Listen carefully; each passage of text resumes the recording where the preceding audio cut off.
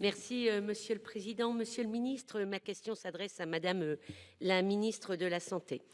La loi du 5 février 2025 visant à améliorer la prise en charge des soins et dispositifs spécifiques au traitement du cancer du sein par l'assurance maladie a été votée à l'unanimité à l'Assemblée nationale et au Sénat. Elle est une avancée majeure pour des milliers de femmes et quelques hommes qui font face à la maladie et à ses conséquences. Cette loi, dont j'ai été la rapporteure ici au Sénat, a suscité beaucoup d'espoir chez les acteurs de la société civile, chez les patientes et les associations. Elle visait à assurer une égalité relative des malades face à l'accompagnement de leur parcours de soins et de guérison. À la tribune, j'ai eu l'occasion de rappeler que nous sommes toutes et tous égaux devant le cancer. Il peut frapper n'importe qui. Mais nous avons également la capacité et la responsabilité de maintenir cette égalité dans la prise en charge pour que le revenu, la situation sociale ne soient plus des freins.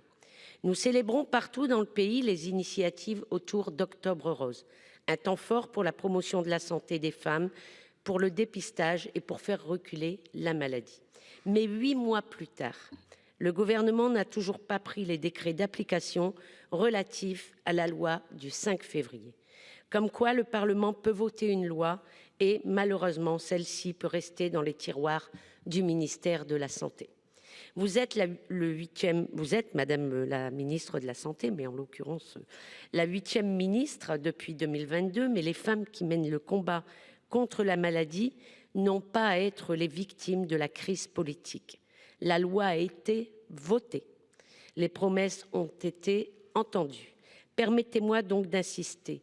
Quand prendrez-vous les mesures réglementaires propres à assurer l'effectivité de ces droits nouveaux? Je vous remercie. Merci, cher collègue. Monsieur le ministre, vous avez la parole. Merci, Monsieur le Président.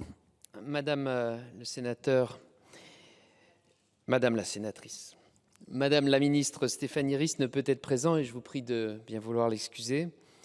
Vous l'avez souligné, la question du cancer du sein revêt une importance fondamentale en ce mois d'Octobre Rose.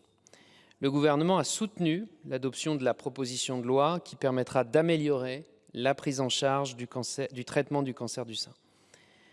Le décret permettant aux patients en cours de traitement de bénéficier de soins de support en ville sera très prochainement transmis pour examen au Conseil d'État, étape nécessaire avant sa promulgation. Ce dispositif de parcours global était actuellement réservé aux patients ayant achevé leur traitement.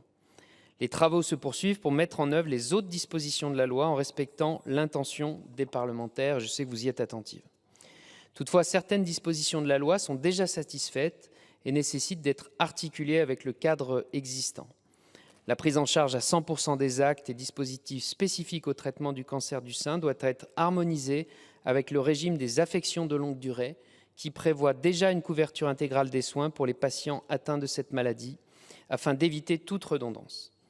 Enfin, sachez, Madame la sénatrice, que le gouvernement déploie un certain nombre d'actions pour renforcer l'accompagnement des femmes atteintes d'un cancer du sein. Un texte est en préparation pour améliorer la prise en charge des prothèses capillaires. Une expérimentation pour prendre en charge des séances d'activité physique adaptées pour les patientes atteintes de cancer sera prochainement lancée dans plusieurs régions. Le gouvernement est et sera au rendez-vous. Je vous remercie.